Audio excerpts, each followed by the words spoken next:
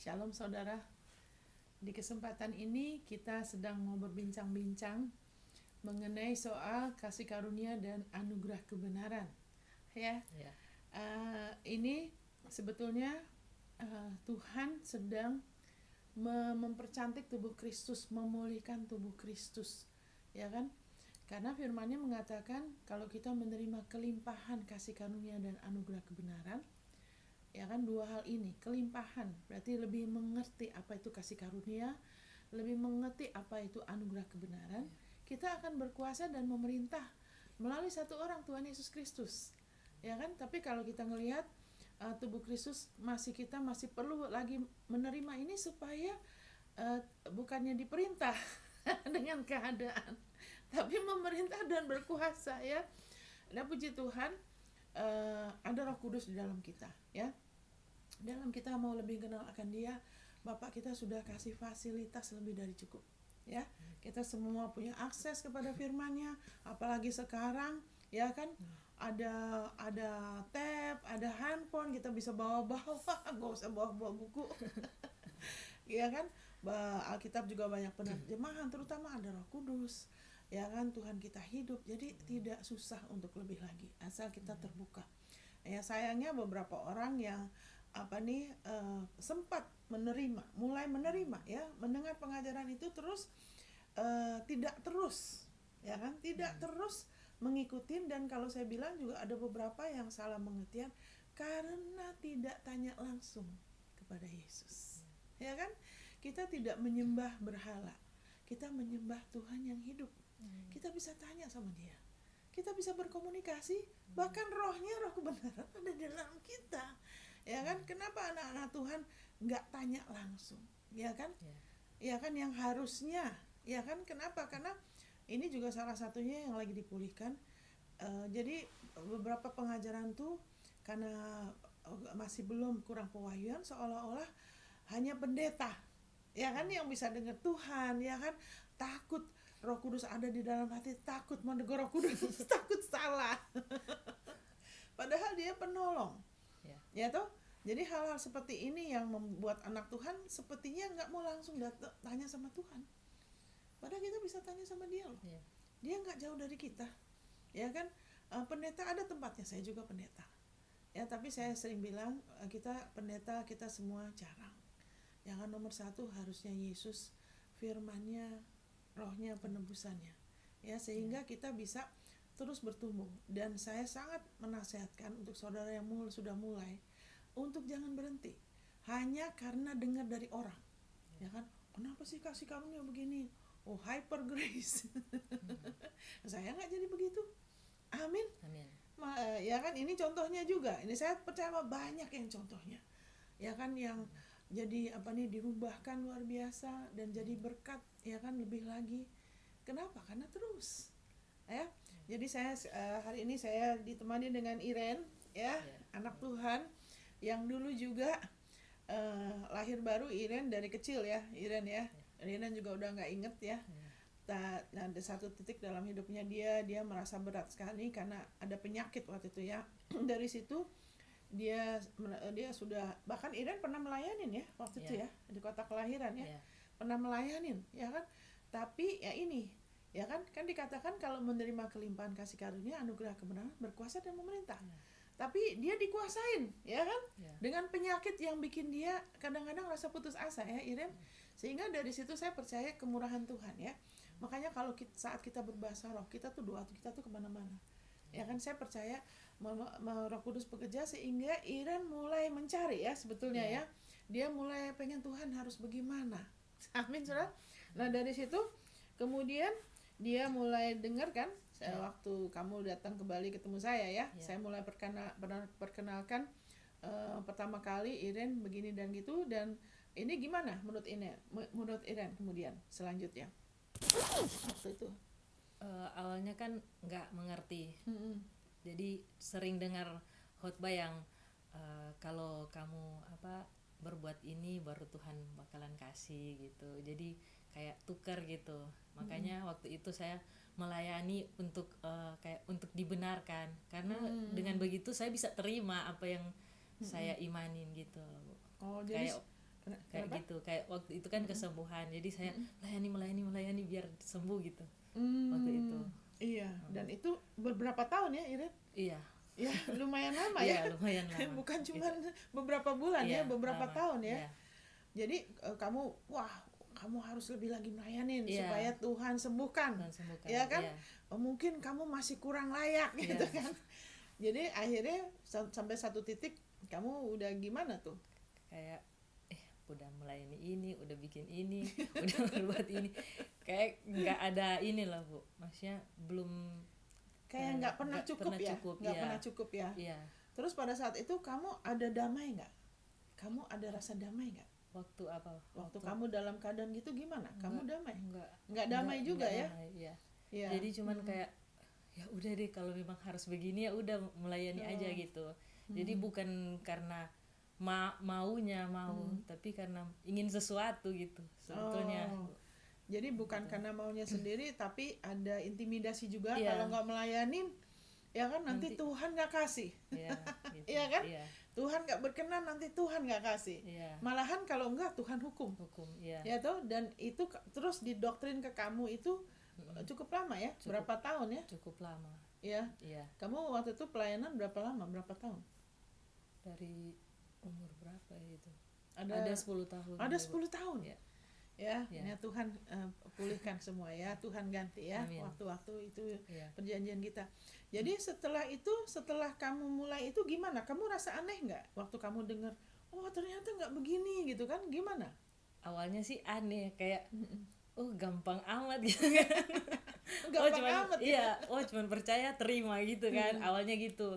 Cuman pas prakteknya ternyata bukan begitu gitu. Kita maksudnya habis kita terima, kita harus baca lagi, harus dengar lagi, perbarui pikiran lagi gitu. Jadi nggak harus Tuhan ini berdoa minta langsung dijawab gitu lah Ibu. Jadi maksudnya maksud kamu tuh bukan begitu aja tuh. Apakah waktu kita terima saat itu Tuhan belum kasih, apakah kita harus baca lagi, renungkan supaya Tuhan kasih? Enggak. Enggak begitu iya. ya? Enggak begitu ya? Begitu, ya. Jadi kenapa Iren bilang bukan hanya kita terima gitu aja, tapi harus mulai renungkan lagi, ya kan? Kamu bilang kan? Iya. Kita harus perkatakan lagi. Ya, tapi kenapa harus begitu? Supaya Itu apa? Untuk apa? Responnya kita. Respon kita. Iya, responnya kita. Jadi Tuhan sudah menyediakan, tinggal gimana responnya kita. Oh, Tuhan Iya. udah siapkan, terus respon kita. Responnya kita. Kenapa nggak saat itu aja kan udah amin, udah santai-santai aja kan Tuhan udah kasih kan? Kenapa harus renungin lagi? Harus kenapa? Apa ya? Karena kan firman Tuhan kan itu kayak benih kan, kita harus tanam, nggak langsung ada mungkin ya satu saat langsung manifestasi, tapi kalau kayak saya waktu itu kan masih baru, jadi kayak harus percaya lagi, kayaknya harus percaya lagi gitu. Percaya lagi. Jadi benih itu maksudnya sudah dikasih ya, tuh Tuhan iya. sudah kasih. Iya. Tapi firmannya tuh misalnya janjinya, benih firmannya janjinya dalam bentuk firmannya itu, walaupun kita sudah terima ya, kalau kita tanam kan kita harus pelihara. Maksudnya kita tidak melakukannya supaya Tuhan kasih ya. Jadi hanya pelihara aja. Makanya perlu kita ingatkan lagi ya. Karena saya ngomong ini karena beberapa orang karena tidak mengerti prinsip ini, jadi kalau dikasih firman terus seolah-olah mengatakan firman itu supaya Tuhan kasih. Ya kan, padahal firman itu benih ya. Benih ya. Jadi tidak melakukannya supaya Tuhan kasih, tapi supaya terpelihara. Jadi ada saat hal-hal bisa terjadi sekaligus. Tapi ada saat benih itu kan ya tergantung yang kita tanam ya. Ya kan? Kalau ada pohon kan dalam lebih singkat ya. Kayak pohon tomat mungkin lebih cepat ya, tapi kalau sesuatu yang lebih besar akan lebih lama sih. Terus kadang-kadang juga jadi kalau waktu itu kamu pertama kali kamu lebih sadar ya, ternyata harus bertekun ini gitu ya. Dan kamu ulang lagi gitu ya, supaya imannya dipelihara. Jadi terus kemudian gimana selanjutnya? Jadi saya mulai melakukan hal-hal itu kayak yang pernah Ibu sampaikan juga, bahwa ada ingat yang segitiga itu. Jadi hubungan kamu sama Tuhan itu harus lebih dulu. Jadi saya mulai praktekan gitu. Oh, saya harus ke Tuhan dulu. Kalau dulu kan langsung apa-apa ke hamba Tuhan, langsung atau enggak ke orang tua, ke sahabat gitu. Itu kalau yang dulu. Jadi kalau sekarang itu kayak ada suatu tekanan gitu. Oh, misalnya masalah kesehatan atau ekonomi atau apa gitu. Saya ke Tuhan dulu. Tuhan, saya menghadapi ini itu. Saya nggak mau ngomong ke jadi saya ingat yang segitiga itu. Jadi saya nggak mau ngomong ke orang yang di samping karena saya nggak mau mereka itu bakalan lebih dari Tuhan gitu. Gitu jadi ya. saya lebih prioritaskan ngomong ke Tuhan dulu. Nanti Tuhan yang kasih solusi harus ngomong ke siapa gitu. Jadi terus dalam hal ini juga ingat ayatnya ya, dia kasih ayatnya. Nah, bedanya antara dulu waktu Iren itu dan sekarang tuh kayak gimana gitu loh menurut Iren? Kalau Iren kan pernah bilang dulu Bu seperti di bawah hukum Taurat katanya, ya kan? Jadi dulu kan kalau dulu Iren dibesarkan dengan satu kepercayaan bahwa kalau kamu tidak melayakkan diri dengan perbuatan kamu, kalau kamu tidak berbuat yang benar dulu untuk dilayakkan, Tuhan gak akan kasih. Itu dulu begitu ya. Nah, kalau sekarang gimana pengertian kamu mengenai kasih karunia yang ini? Bedanya apa? Kalau sekarang? Kalau sekarang saya mengalami Tuhan itu mengasihi saya gitu. Terus kayak yang di Kolose 1 ayat 12 itu kan, dan mengucap syukur dengan sukacita pada Bapa yang telah melayakkan. Kalau di bahasa Indonesia kan nggak dikatakan telah ya Bu. Yang melayakkan kita untuk mendapatkan bagian. Itu kan harusnya warisan gitu. Jadi dari untuk orang-orang kudus gitu. Jadi dari ayat itu kan udah dikatakan telah dilayakkan, nggak perlu lagi melayakkan diri gitu. Jadi dari situ, oh aku sudah dilayakkan gitu. Amin. Yesus mengasihi saya gitu. Dia sudah mati buat saya. Harusnya saya yang digantung di kayu salib itu. Jadi setiap kali lihat salib harusnya saya yang di situ gitu. Jadi lebih lebih memaknai karya Yesus yang sudah selesai gitu. Kalau dulu kayak aduh Tuhan, aku harus buat apa lagi ini biar bisa gitu loh. Ya. Karena dosa bikin ini kan udah bohong aja udah dosa kan Bu. Aduh tadi udah begini, udah tadi. Jadi iya, pas melayani itu kayak aduh tadi udah melakukan ini, Tuhan terima kayak ini pelayanan gitu. Kalau sekarang kayak ya saya harus terus bertumbuh juga ya Bu. Cuman ada beberapa pewahyuan yang mulai saya ini terima lagi ya. Oke, kalau gitu kan di Kolose 1 ayat 12 tuh mengucap syukur kepada Allah Bapa yang telah melayakkan kita untuk mendapat warisan. Bagian bahasa Indonesia ini dikatakan bagian. Ya kan, kalau bahasa Inggrisnya lebih jelas itu warisan kita di dalam Kristus dalam kerajaan terang. Nah, kalau gitu, kalau kita sudah dilayakkan kita nggak usah ngapa-ngapain dong ya Ren ya. Nggak usah perjamuan, nggak usah pelayanan begitu. Nggak usah doa, nggak usah kan udah dilayakkan. Benar nggak pengertiannya begitu Ren? Enggak sih Bu. Kenapa kamu masih melayani, masih main gitar di gereja kan udah dilayakkan? Iya, karena itu rasa terima kasih saya, rasa syukur saya ya ke Tuhan. Jadi saya melakukan itu karena Dia sudah mengasihi saya ya, saya mau gitu. Jadi kamu tidak melakukannya supaya melayakkan diri kamu. Iya, sudah. Ya kan? Enggak begitu. Tapi kamu pengen sendiri. Iya, pengen ya kan? sendiri. Bukan karena ditakut-takutin, diintimidasi. Iya. Tuhan kita tuh bukan mafia ya. Harus diancam-ancam dulu. Ya kan? Iya. Oh begitu ya. Jadi puji Tuhan. Dulu Iren juga sempat bilang dulu saya minta terus, dia bilang ya kan. Iya. Dulu dia minta terus, gimana tuh Ren? Iya, jadi dulu berdoa, Tuhan saya minta ini gitu. Lihat lagi keluar belum manifestasi, minta lagi gitu. Sampai dikabulkan gitu. Tapi kan belum langsung gitu loh Bu dulu. Yeah. Jadi nunggu lagi. Tuhan mana Tuhan? Belum ada ini gitu. Jadi kalau belum ngelihat Tuhan belum minta dengar, lagi gitu, iya, minta lagi. Harus gedor pintu surga gitu ya. Tapi puji Tuhan ya, firman Tuhan memerdekakan ya. Amin. Puji Tuhan ya, bahwa Allah Bapa kita sudah melayakan, dan dia sudah melayakan karena sudah ada satu orang, Yesus Kristus, yang walaupun dia dalam rupa manusia tapi tidak ada dosa. Amin. Ya, dia sudah berganti tempat sama kita. Makanya kita sudah dilayakan untuk mendapat warisan. Namanya warisan juga. Sayangnya diterjemahkan bagian. Harusnya kan warisan. Warisan itu ada legalitasnya. Ya kan? Warisan itu juga biasanya kalau secara ini berdasarkan keturunan. Ya kan? Berdasarkan keturunan warisan itu, ya kan?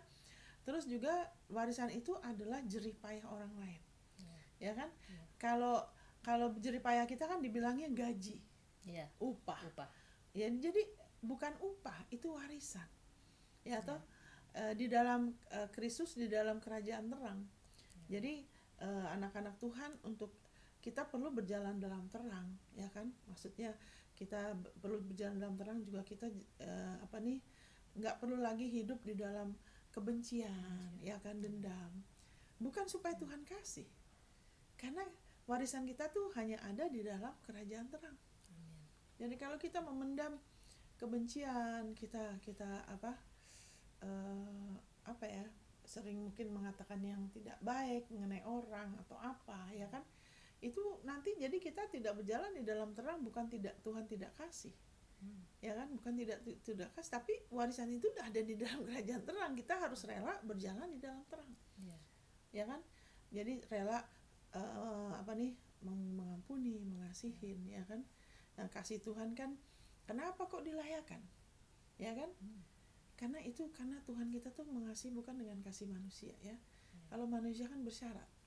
Ya kan, mungkin gampang mengasihi ini, Iren ini kan orangnya baik, manis, ya kan, nggak, tapi untuk kita mengasihi orang yang kita anggap nggak layak, ya kan, orang yang mungkin menurut standar kita kurang, ya kan, begini dan begitu, ya, itu hanya kasih Tuhan. Tapi Allah Bapa kita mengasihi kita secara demikian. Saudara dan saya, kita sudah dilayakan. Itu adalah salah satu bentuk kasih karunia, ya. Itu adalah salah satu dasar kasih karunia. Jadi kalau dulu kan Iren pernah ngobrol sama saya, dia bilang, aduh Bu, saya dulu hidup di bawah hukum Taurat, ya kan. Nah, lahir baru mulai dengan kasih karunia, tapi kemudian selanjutnya bukan lagi kasih karunia. Selanjutnya tanpa dia sadarin, ya Ren, kamu kemudian berubah, yang tadinya dari roh berubah jadi daging, yaitu apa?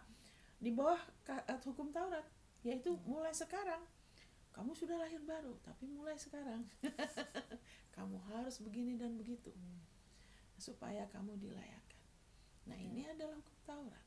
Itu yang bikin dia bertahun-tahun rasa tertekan, susah menerima, ya kan, karena selalu rasa nggak cukup, ya Ren, ya, selalu rasa nggak cukup, apalagi sampai kalau nggak melayani juga salah, betul nggak Ren? Melayani kok kayak begini, kayak nggak pernah cukup, iya toh, ya kan? Nah, karena balik lagi kepada hukum Taurat. Nah, kita baca di sini, ya Ren, ya, dikatakan di Galatia 2, ya, gimana supaya anak Tuhan kita bisa hidup dari kebenaran. Nah, ini, ya kan, salah satunya, saya udah catat sih di sini, ya, yaitu di Galatia 2:19, ya, Galatia 2:19. Dikatakan di sini bahwa haleluya, thank you Lord Jesus. Ayat 19, sebab aku telah mati oleh hukum Taurat untuk hukum Taurat, supaya aku hidup untuk Allah. Aku telah disalibkan dengan Kristus, namun aku hidup, tetapi bukan lagi aku sendiri yang hidup, melainkan Kristus yang hidup di dalam aku. Amin. Jadi begini, selama Iren terus-menerus berusaha dilayakan, ya kan, karena perbuatannya, pelayanannya, perbuatan baiknya, mungkin pengorbanannya, ya kan, dia tidak bisa hidup bagi Allah. Justru dia tidak bisa terima dari Allah. Amin. Dia nggak bisa hidup sepenuhnya. Pelayanan dia itu bukan buah, itu Alkitab menyebutnya sebagai dead works. Dead works itu pekerjaan mati. Pekerjaan mati itu apa? Segala sesuatu yang kita lakukan untuk kita melayakan diri kita lagi, seolah-olah Yesus belum tebus kita sepenuhnya. Ya kan, jadi berlawanan dengan ayat itu kan. Kolose 1. Seolah-olah Allah Bapa belum melayakkan kita. Ya. Seolah-olah darah Yesus, tubuhnya yang sudah diganjar itu tidak cukup. Iren masih harus, ya kan, membuktikan, ya kan, dengan melayani supaya Tuhan kasih. Itulah hukum Taurat. Malahan kalau begitu, ya kan, penyakit juga nggak bisa sembuh-sembuh. Ya. Terus apakah Iren merasa bertumbuh waktu itu? Ya. Enggak kan? Ya. Dia nggak merasa bertumbuh, nggak lebih lega kan? Ya. Kayak malah ada sesuatu yang selalu mengganggu. Nah itulah kalau kita menaruh diri kita lagi di bawah hukum Taurat, itu efeknya. Ya kan, dikatakan juga di Yesaya 32 ayat 17, the effect of righteousness. Efek anugerah kebenaran adalah ketenangan, peace, damai sejahtera, dan ketentraman untuk selama-lamanya. Itu efeknya. Kalau kita tahu, ya kan, sekarang Iren dibandingkan dulu lebih damai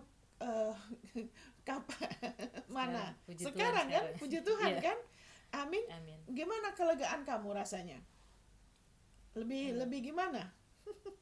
Lebih ada damai, lebih ada sukacita, lebih ada pengharapan gitu. Karena saya bisa melihat, maksudnya masa depan saya dari firman Tuhan. Gitu. Dulu padahal enggak ya, buta. Kayak nggak nyata ya? Nggak nyata, ya. Kurang nggak nyata bisa ya? lihat gitu. Kayak cuman angan-angan aja ya. Padahal firmannya udah bilang kan, kayak yang di Yeremia 29 ayat 11 gitu kan. Padahal Iren sudah tahu ayat itu, tapi kayak nggak nyata, nggak hidup. Iya, nggak hidup. Karena kamu selalu merasa kurang, saya masih kurang, masih, ya kan? Itu yang saya juga kemarin ajarkan bahwa kalau kita pikir dosa kita belum diampuni sepenuhnya, ya kan, kita selalu ada rasa takut. Nah, rasa takut itu seperti selumbar, sehingga firman itu seperti nggak nyata. Ya kan, sepertinya cuman angan-angan. Ya pokoknya nggak ngerti, aminin aja deh, gitu. Kadang ada orang gitu. Ya Ibu Monica, memang firman gitu, tapi kenyataannya, nah orang itu ada selumbar. Selumbarnya apa? Yaitu dia lupa dosanya udah diampuni. Dia pikir Tuhan masih ingat-ingat. Makanya itu jadi, padahal udah tahu ayatnya kan, udah jelas, nggak usah diterjemahin, istilahnya nggak usah ditafsirkan, udah jelas aku punya rencana damai sejahtera. Tapi dia bilang, wah gimana ini aja penyakit, ya kan, nggak sembuh-sembuh, ya kan, nggak ada jalan keluar, ini masalah ini nggak ada damai. Jadi ayat ini nah itu selumbar itu ialah selumbar di mana ada rasa takut, ya kan. Nah ini saya baca aja di Yesaya 32 ini, ya kan. Wah ini kok saya pencet ke situ nggak ke sana nih ayatnya.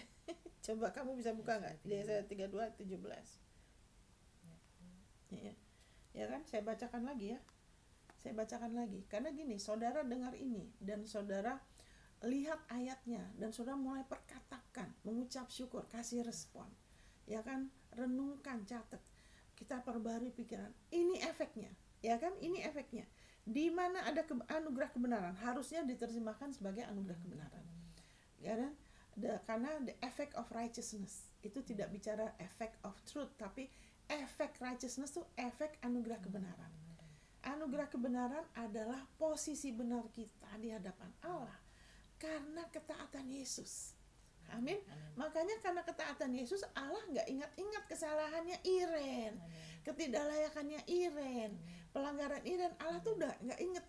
Dari waktu itu, dari waktu Yesus bilang sudah selesai, Iren berhak untuk kesembuhan itu. Amin.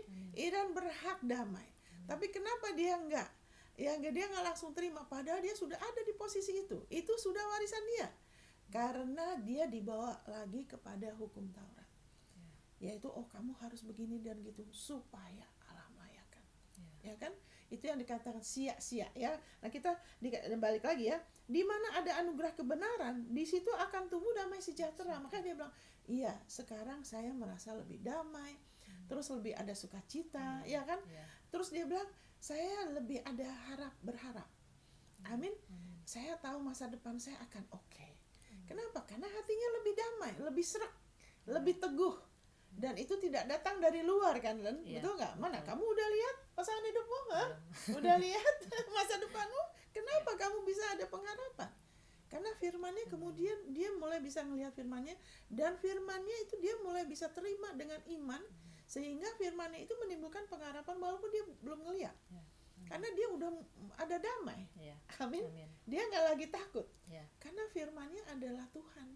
Amin. Firman-Nya adalah Tuhan sendiri. Kita nggak bisa takut sama orang sembari kita dekat sama orang itu. Nggak mungkin. Manusia tuh diciptakan kita seperti Tuhan. Seperti kita bukan Tuhan ya. Jadi kita diciptakan seperti Dia. Allah adalah kasih. Kita diciptakan kembali. Kita diciptakan dari dulunya juga untuk dikasihin. Untuk dikasihin dan mengasihin. Tapi kalau kita takut terancam, itu langsung kita nutup diri. Sehingga kita nggak bisa menerima kebenarannya, padahal kebenarannya adalah kasih. Ya kan, kebenarannya kan kita menutup diri karena kita takut disakitin. Jadi tapi waktu selumbar itu mulai diambil ya, saya bilang mulai diambil karena kalau apalagi kalau kita sempat dengar doktrin yang keliru ya, kita harus lebih lagi sungguh-sungguh, bukan supaya apa, karena supaya kita lebih ngerti warisan kita. Kita lebih lagi merdeka. Wah, ternyata nih ini nggak benar, ini ternyata ini nggak benar. Amin. Karena mulai selumbar itu diambil, dan ini efeknya di mana ada anugerah kebenaran seperti yang Iren alami, saya juga mulai alami, akan tumbuh damai sejahtera. Ya kan? Dan akibat kebenaran. Ya, akibat di sini dikatakan the effect ya. Ya, efeknya ya, dampaknya. Ya, kalau saudara nyalahin AC, dampaknya apa? Ya akan ada dingin. Kecuali AC-nya rusak. Ya, nyalain fan akan ada angin, itu dampaknya.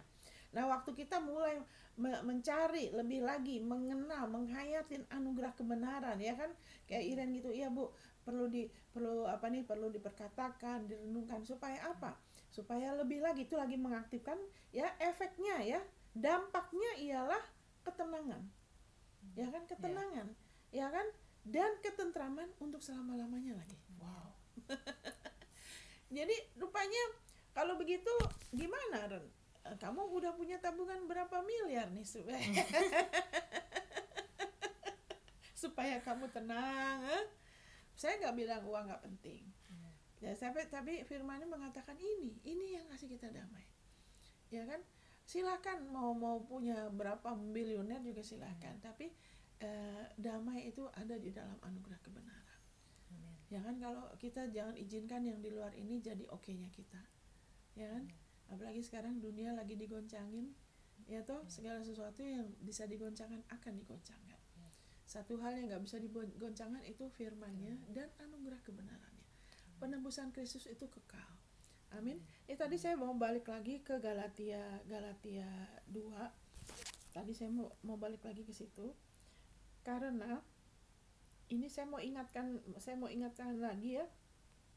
Di sini dikatakan, sebab aku telah mati oleh hukum Taurat untuk hukum Taurat, supaya aku hidup untuk Allah. Karena orang kalau mau hidup buat Tuhan tuh diarahkannya kemana? Ke pelayanan. Ya seperti Iren gini. Wah Iren ada kerinduan, udah langsung diarahkan ke pelayanan. Padahal bukan itu. Bagaimana kita bisa hidup untuk Allah?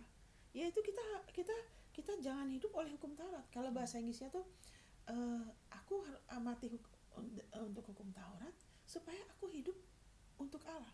Jadi kalau seorang anak Tuhan kita sibuk berbuat ini itu supaya kita dibenarkan. Oh, saya seorang suami, saya harus begini dan begini supaya saya benar. Ya kan, saya seorang istri, saya harus begini-gini. Saya seorang jemaat atau orang, saya harus begini-gini supaya benar. Nah, itu di bawah hukum Taurat.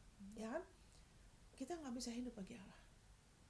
Akhirnya jadi nggak konsisten, rasa bersalah, kecewa, marah, kadang ya kan, karena kita masih berusaha dengan kekuatan kita sendiri untuk menggenapin apa yang sebetulnya Kristus sudah genapin. Ingat, ya kan, kita orang benar hidup oleh iman, betul nggak? Waktu kamu mulai beriman, kamu terima dengan iman, kamu percaya, dan kamu terus menghayati dengan iman, kamu percaya lagi. Disitulah kamu mulai merasakan lebih lagi damai, ya kan? Kenapa? Dengan percaya, ya kan? Iren kan waktu itu nggak langsung melayanin, ya kan? Waktu kenal saya dia nggak langsung melayanin, ya toh, dia biasa-biasa aja. Sempat juga ada tantangan, tapi kenapa dia bisa ini? Karena dengan iman dia terus menerima. Dan dikatakan di sini kan, maksudnya apa? Yesus tuh sudah menggenapi hukum Taurat buat kita. Jadi kita jangan coba-coba lagi. Amin. Kalau firman Tuhan mengatakan seorang suami itu lebih buruk dari orang berdosa kalau tidak menyediakan buat keluarganya. Ada ayatnya kan? Tapi itu kita tidak dihukum Taurat. Jangan ambil ayat itu terus kita tuntut. Kalau ada suami ya di antara saudara, wah saya harus begini gini. Kita tuh orang benar. Dengan iman, Bapak, Engkau kekuatan saya, Engkau hikmat saya.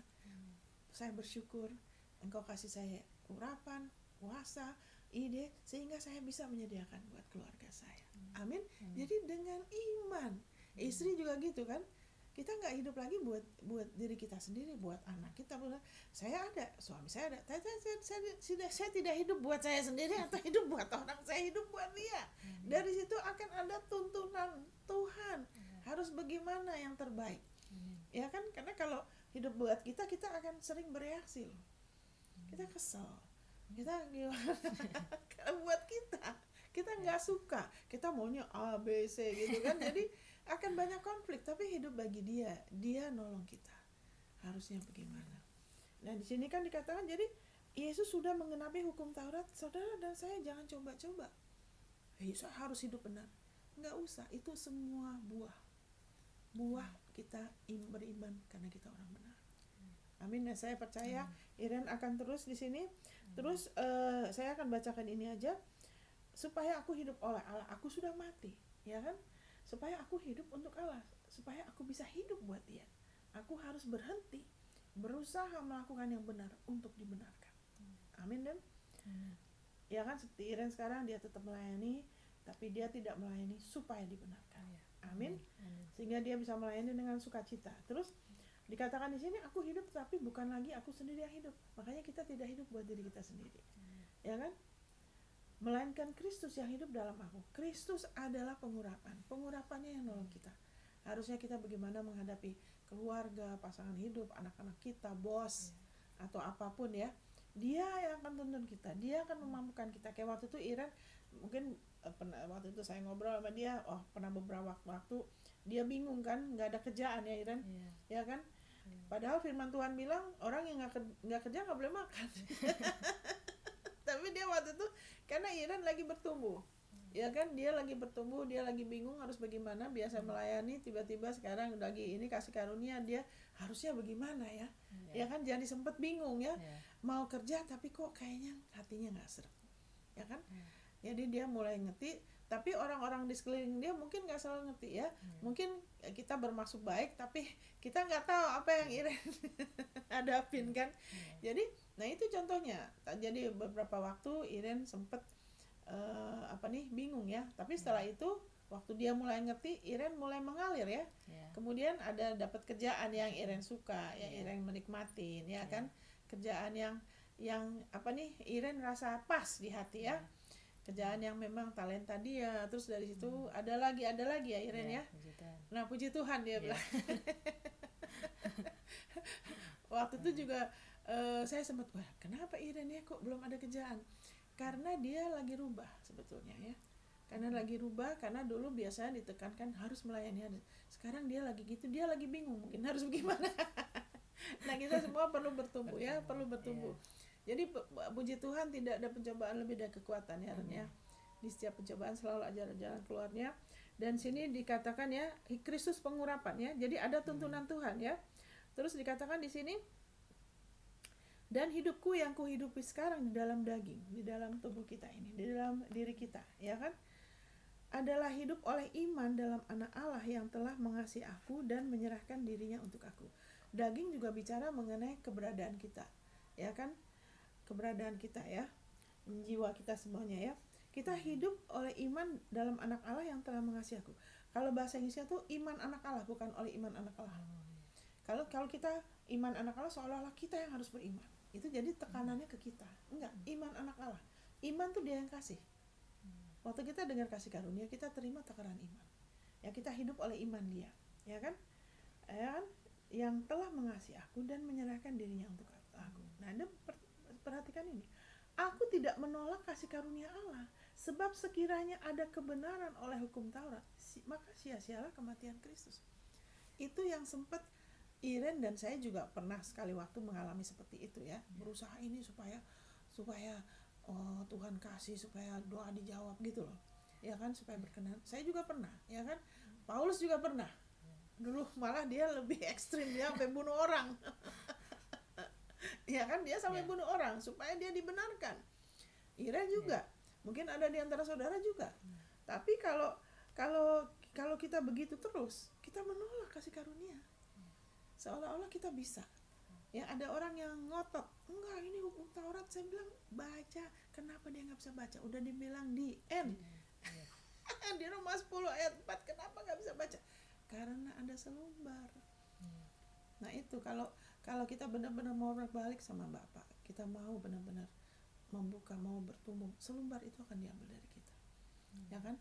Kita jangan menolak dengan menyia-nyiakan kematian Kristus dengan sering menyesali diri, menghukum diri kita. Ya kan? Kita merasa harus begini dan begitu. Enggak, sekarang terbalik. Amin. Sekarang Iren malah lebih giat. Amin. Lebih lagi sedang bertumbuh, tapi dia tidak melakukannya supaya dia dibenarkan. Amin. Kiraku saudara, saya berdoa untuk siapapun saudara yang mendengarkan ini, supaya Tuhan berikan roh hikmat dan wahyu untuk lebih lagi terbuka. Dan saya mau ikat segala rasa takut, penghukuman, roh agamawi yang menyelubungi mata pengertian siapapun yang mendengarkan ini di dalam nama Tuhan Yesus. Saya katakan kasih karunia, roh hikmat dan wahyu bekerja, sehingga kantong anggur yang lama digantikan dengan kantong anggur yang baru. Bahwa Yesus Kristus adalah anugerah kebenaran kami semua. Bahwa kami tidak mau menjadikan kasih karunia Tuhan sia-sia, karena kami percaya tanpa tubuh dan darahnya yang sudah dikorbankan, kami tidak akan pernah dikenan dan diterima Allah. Kami percaya karena pengorbanan Kristus adalah satu pengorbanan yang sudah selesai, dan hanya kami bisa terima dengan iman, dan oleh anugerahnya kami akan terus terima sampai selesai dalam nama Yesus. Amin, amin. Tuhan memberkati.